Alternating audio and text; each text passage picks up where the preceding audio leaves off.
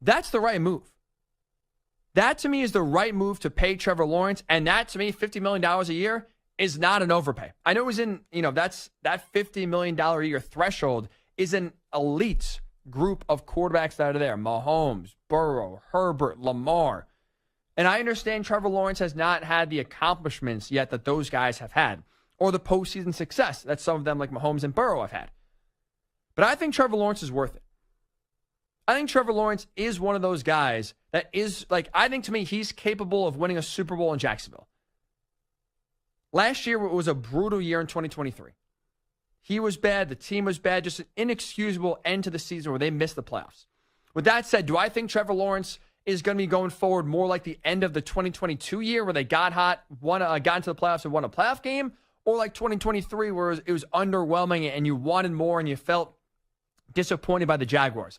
I think for me, Trevor Lawrence going forward is going to be more like 2022.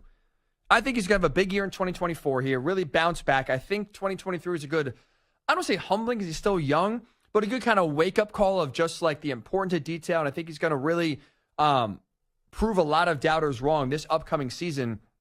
So I'm very bullish on Trevor Lawrence. I think he showed you in maybe small enough spurts or smaller spurts than you would like, greatness so far from the former number one overall pick and a guy that was called a generational talent coming out of Clemson, where we knew after his freshman year with the Tigers when they won the national title that he was going to be the number one overall pick. The only question was to who.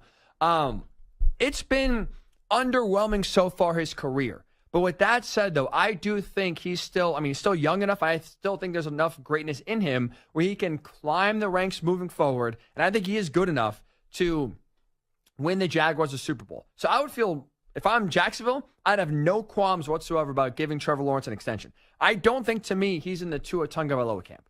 Like we talked about last week. If I'm the Dolphins, I'm not extending Tua.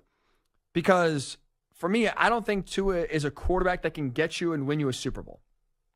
Now, is it hard to upgrade from Tua? Yes. Which is why I would try to go, if I'm the Dolphins, year by year. Have him play out his final year. And then kind of go franchise tag each and every year to see if there's an upgrade that becomes available. And if not, I think you keep Tua. But I don't feel, for me at least, if giving Tua $50 million a year from the Dolphins, I think that is a bad investment. That you're not going to get the return on that investment you're looking for, which is a team that is a Super Bowl contender every single year and that finally breaks through and gets the big game. I think, to me, Trevor Lawrence is that quarterback where if you make that investment now, you feel that payoff will come in a few years from now. I don't think the same thing about Tua. So you could say after 2023, oh, Ryan, I don't know, overpaying. He's not worth it. I know he only has one postseason victory and he's only made the playoffs one time. I get it. This, to me, I'm buying, I don't want to say low because, again, $50 million is a lot of money.